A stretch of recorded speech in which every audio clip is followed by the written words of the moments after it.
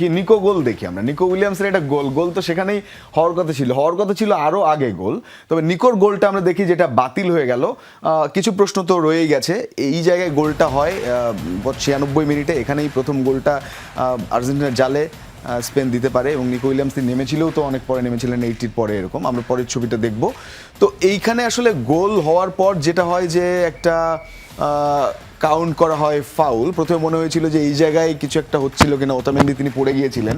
এরপরে আবার যদি আমরা পরের ছবিটা দেখি যে দিবুর সঙ্গে একটা প্রবলেম হয়েছিল, এটা তিনি পড়ে গিয়েছিলেন। হ্যাঁ, পরবর্তীতে আসলে রেফারি কিন্তু ওতামেন্দির ফাউলটা দিয়েছে, ধরেছে। ওকে ওকে, এটাই ধরেছেন, ওই মার্টিনেসের ফাউল ধরেননি। ওকে, কারণ তার সাথে কারো কোনো প্লেয়ারের টাচ হয়। কিন্তু এটা কি দেখে মনে হয়নি বারবার যখন রিপ্লে দেখছিলাম যে পড়ে গিয়েছিলেন নিজে নিজেই? আরেকটু ক্লিয়ার হতে পারতো যদি বার চেক হইতো, কিন্তু আসলে রেফারি মনে করেছেন ইট ওয়াজ ফাউল। আসলে আমরা যারা কমেন্টেটর ছিল, যারা অ্যানালাইজিং ছিল, তারাও বলেছিল যে একটু বার চেক করার প্রয়োজন ছিল। আসলে ভেরি স্লিক, কারণ খুব স্পেসিফিক বোঝা যায়নি যে এই জায়গায় এভাবেই মারা হয়েছে বলেই ওতামেন্দি পড়েছেন। মনে হচ্ছিল দুজনেই একটু টানাটানি করলেন, পড়ে গেলেন একজন।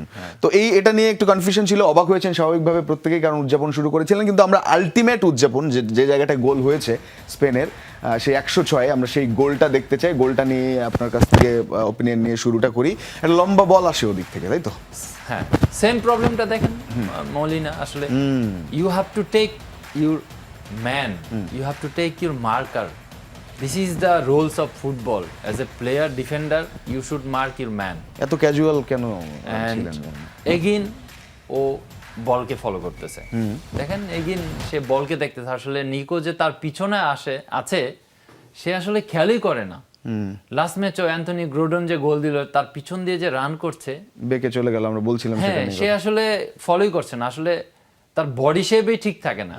আমরা ছবি দেখি, পরের ছবিটা দেখি। স্বাভাবিকভাবে নিকোর কাছে যায় এবং তিনি অ্যাসিস্টটা করেন এই গোলের। আমরা মলিনাকে দেখছি তার পেছনে। আর পরের ছবিটা দেখি, ফেরান তোরেস তিনি নেমেছেন খানিক আগে, 60-এর পরেই তিনি নেমে গিয়েছিলেন এবং তিনি অপেক্ষায় ছিলেন এবং তারপর তিনি এই জায়গাটায় বল পান এবং একটা কিকেই লক্ষ্য ভেদ করেন। তিনজন ছিলেন সামনে, দিবু ছিলেন, তবুও এমন একটা জায়গা থেকে পেয়েছেন বলটা আর এমন দ্রুত বেগে মেরেছেন যে এটা আর আটকানোর না। উপায় আসলে ছিল না। আটকানোর এবং এরকম একটা হাইট দিয়ে গেছে আপনার এমি মার্টিনেজ, ডেফিনেটলি এরকম পজিশন থেকে এরকম পজিশনে যাবে ফর শিওর। কিন্তু সে তো আর জানে যে বলটা তার উপর দিয়ে যাবে। তো এটা বলবো যে আসলে অল অ্যাবাউট তাদের প্ল্যান। স্পেন আসলে প্ল্যান মোতাবেক খেলে আসলে আর্জেন্টিনাকে ডমিনেট করেছে এবং হারিয়েছেন। কিন্তু যেটা আমি শুরুতে বলছি যে গোলের দায়ভারটা আসলে মলিনা নিতে হবে। এই পিকচারটা দেখানোর জন্য খুবই খুবই ধন্যবাদ। এটা আসলে সবাই বুঝতে পারবে যে আসলে হ্যাঁ, বডি পজিশন, আসলে তার প্লেয়ার।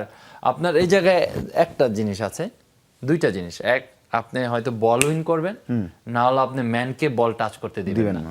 সে কি করেছে, বল উইন করতে পারে না, ম্যানকে সে আসলে এরকম ভাবে পুশ করেছে যেটাতে আরো অ্যাডভান্টেজ হয়ে গেছে নিকোর জন্য। আপনি ম্যানকে নিয়ে কর্নার লাইনের বাইরে বা গোল লাইনের বাইরে, তাহলে কিন্তু বলটা ধরতে পারে না। তো এটা আসলে সে কিন্তু 90 মিনিট শুরুর একাদশে ছিল না। আই থিঙ্ক আপনার মেবি 70 মিনিটের পরে নেমেছেন যখন মন্টিয়ালকে উঠিয়ে দেয়। তো সেই ক্ষেত্রে তার এনার্জি তো ওই লেভেলে থাকা উচিত ছিল। অনলি আপনার 25 মিনিট 30 মিনিট খেলেছেন সে। তো এই অ্যাপ্রোচটা আসলে খুবই খুবই প্রয়োজন ছিল। ওকে।